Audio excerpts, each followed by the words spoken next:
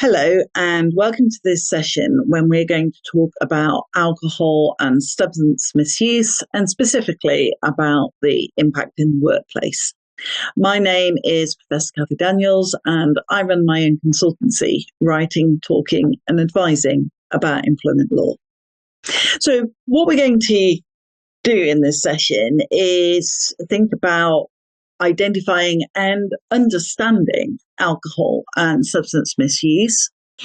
We're going to talk about screening and testing, employer liability, talking about supporting the employee, and we're also going to talk about when we might dismiss an employee for alcohol and substance misuse.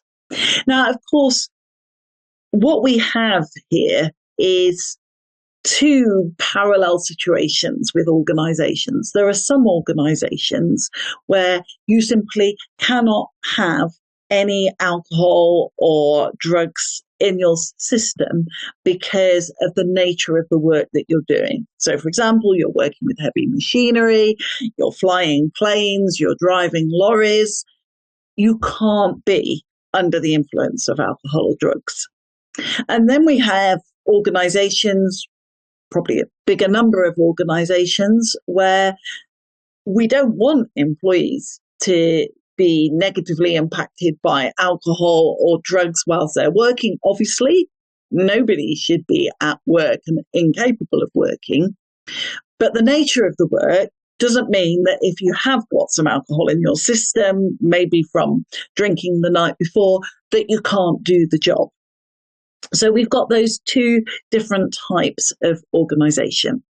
If we are in an organisation where, quite simply, because of the law, for example, around flying planes, flying lorries, or because of the dangers, for example, heavy machinery, you cannot have had any alcohol or drugs consumed within the last specified number of hours, then we have a very clear policy.